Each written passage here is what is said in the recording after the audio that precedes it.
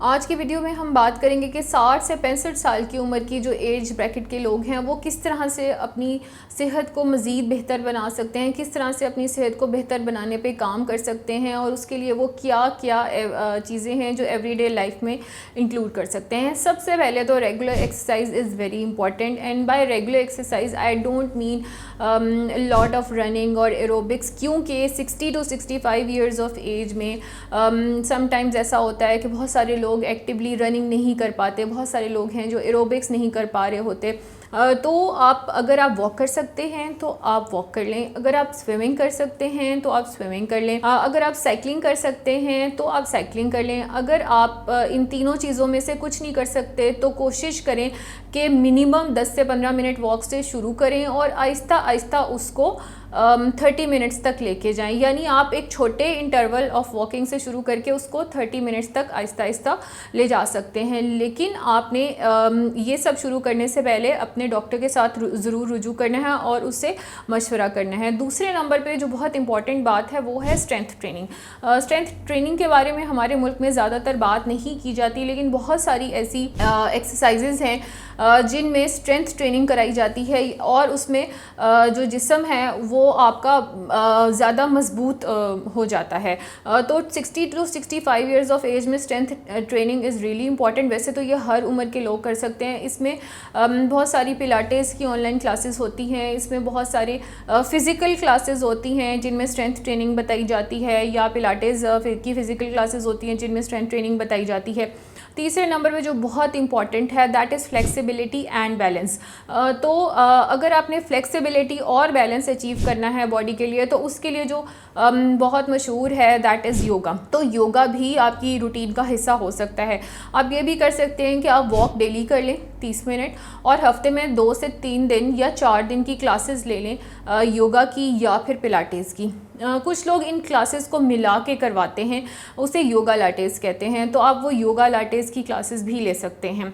ऐसा हरगिज़ नहीं है कि 60 to 65 ईयर्स ऑफ एज के लोग एक्सरसाइज नहीं कर सकते, लेकिन कुछ एक्सरसाइजेज ऐसी होती हैं या कुछ पोस्चर्स ऐसे होते हैं जो उनके लिए रिकमेंडेड नहीं होते और ये पर्सन टू पर्सन भी वेरी करता है, क्योंकि 60 से 65 साल की उम्र में मुख्तलिफ लोगों में मुख्तलिफ तरह के जिस्मानी मसाइल होते हैं या अमराज होते हैं। उनको मद्देनज़र रखते हुए, उनको सामने रखते हुए आपका जो योगा के या पिलाटेस के इंस्ट्रक्टर हैं वो आपको बताते हैं कि आप कौन सी एक्सरसाइजेस कर सकते हैं और कौन सी नहीं कर सकते। इसलिए मैं बार बार कहती हूँ कि आपने अपने डॉक्टर से मशवरे के बग़ैर और किसी इंस्ट्रक्टर के बग़ैर इस एज में ख़ुद एक्सरसाइज नहीं करनी। हाँ, वॉकअप कर सकते हैं, वॉकअप अकेले करें, कोशिश करें कि रनिंग अकेले ना करें। अच्छा, अब हम बात कर लेते हैं न्यूट्रिशन की।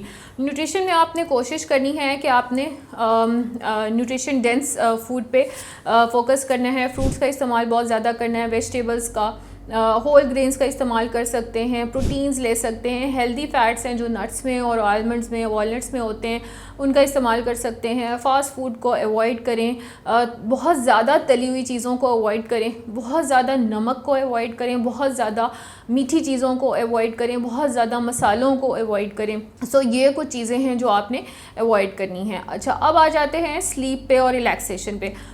जब आप फ़िज़िकल हेल्थ की बात करते हैं तो इसमें बहुत ज़रूरी है कि उसमें नींद का भी डिस्कशन किया जाए। अगर आप हेल्दी स्लीप आवर्स नहीं अचीव कर रहे तो आप पूरा दिन, अगले दिन आपकी फ़िज़िकल एक्टिविटी जो है वो किसी न किसी तरह से मुतासिर हो सकती है। तो कोशिश करें कि 7 से 9 घंटे की जो नींद है वो ज़रूर लें ऐसी एज ब्रैकेट के लोग। और ये क्या करती है, ये नींद 7 से 9 घंटे की आपको एक एनर्जी का रिचार्ज देती है, आपको रीसेट कर देती है अगले दिन की एक्टिविटीज़ को कैरी ऑन करने के लिए। दूसरे नंबर पे जो बहुत इंपॉर्टेंट है 60 to 65 years of age bracket के लोगों के लिए that is stress management. Stress जो है पर्टिकुलरली इस एज ब्रैकेट के लिए सिर्फ नहीं है। 5 साल का बच्चा भी स्ट्रेस ले रहा होता है जब वो स्कूल जाता है और आजकल के अपने जो स्कूल के कोर्सेज़ हैं वो शुरू करते हैं। लेकिन स्ट्रेस को मैनेज करने के लिए मुख्तलिफ वर्कशॉप्स होती हैं। उसको मैनेज करने के लिए आप अपने सोशल कनेक्शंस को स्ट्रॉन्ग कर सकते हैं, अपने किसी प्यारे से अपनी दिल की बात कर सकते हैं, उससे भी दिल का बोझ हल्का होता है, आपको कोई अगला कोई मुफीद मशवरा दे देता है। फिर इस तरह कुछ एक्सरसाइजेज होती हैं जैसे योगा में या मेडिटेशन में, या जैसे डीप ब्रीदिंग है, इनको करने से आपकी स्ट्रेस रिलीज़ होती है, वॉक करने से आपकी स्ट्रेस रिलीज़ होती है। तो बहुत सारी ऐसी चीज़ें हैं जो आपको डी स्ट्रेस कर सकती हैं, जो आपको स्ट्रेस से दूर ले जा सकती हैं। तो ये बहुत ज़रूरी है कि जब आप किसी स्ट्रेसफुल सिचुएशन में हों तो आप अपनी स्ट्रेस मैनेजमेंट के लिए मुख्तलिफ ऑप्शंस को वक्तन फ़वक्तन अवेल करते रहें। अच्छा, अब जैसे सोशल इंगेजमेंट जो है वो बहुत इंपॉर्टेंट है। जो सोशल इंगेजमेंट है वो दो तरह से हो सकती है। एक तो ये आप अपने रिलेटिव्स के साथ जो है वो इंगेज रहें सोशल कनेक्शंस में। दूसरे नंबर पे आपके ज़ाती कुछ दोस्त होने चाहिए रिश्तेदारों के अलावा, जिनके साथ आप वीकेंड्स पे मिल सकें, महीने में एक दफ़ा या हफ्ते में एक दफ़ा, as per your own feasibility and as per your own needs आप उनको मिल सकें और उनसे आप मशवरे ले भी सकें और उनको ख़ुद मशवरे दे भी सकें। तो that plays a great role. Social connections जिन लोगों के स्ट्रॉन्ग होते हैं वो देखा गया है कि ज़्यादा अरसा जो है वो हेल्दी तरीके से ज़िंदा रहते हैं। अच्छा, अब इसके अलावा एक और इम्पॉर्टेंट बात ये है कि इस एज में हॉबीज़ का होना बहुत ज़रूरी है और वो पॉजिटिव हॉबीज़ होनी चाहिए। इनमें सबसे ज़्यादा जो मैंने देखा है लोगों को करते हुए दैट इज़ रीडिंग। बहुत सारे लोग रीडिंग के शौकीन होते हैं, अपनी लाइब्रेरीज़ उन्होंने घर में बनाई। That is a very nice जो है हॉबी, तो वो आप कर सकते हैं। अगर आपका रीडिंग का दिल नहीं है तो आप गार्डनिंग कर सकते हैं। प्लांट्स जो हैं इंडोर और आउटडोर उनको अपने घर में मेंटेन करें और that can kill your time और आपको उनके साथ प्लांट्स के साथ वक्त गुजारते हुए बेहतर तरीके से गार्डनिंग का भी पता लगता है। आप अपने घर की खूबसूरती में भी इजाफा करते हैं और आप पॉजिटिवली इंगेज भी रहते हैं।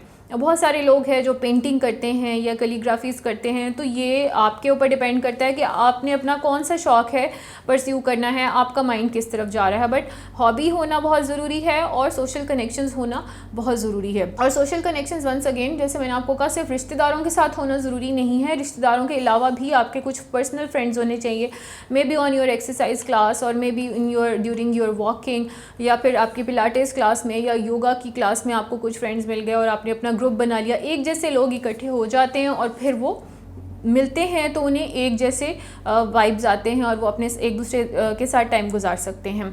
इसके साथ साथ बहुत ज़रूरी है कि जो 60 to 65 ईयर्स एज ब्रैकेट के लोग हैं वो अपने रेगुलर चेकअप्स कराते रहें। ये जो रेगुलर चेकअप्स हैं ये क्या करते हैं, ये आपकी हेल्थ को मॉनिटर करते रहते हैं और अगर कोई ख़तरा आपकी सेहत को लाहक हो तो उससे बर वक्त आपको अलार्म कर दिया जाता है, आपको बता दिया जाता है। और अगर इस एज ब्रैकेट में आप किसी ऐसी बीमारी का शिकार हैं जो काफ़ी तवील अरसे से आपके साथ है तो उस बीमारी को भी वक्तन फ़वक्तन अपने डॉक्टर के साथ आपके डॉक्टर के साथ राब्ते में रहें और उसके बारे में मुख्तलिफ टेस्ट करवाते रहें और उसके बारे में अपडेटेड रहें ताकि आपकी बीमारी ना बढ़े और आपकी सेहत को मज़ीद मुतासर ना करे।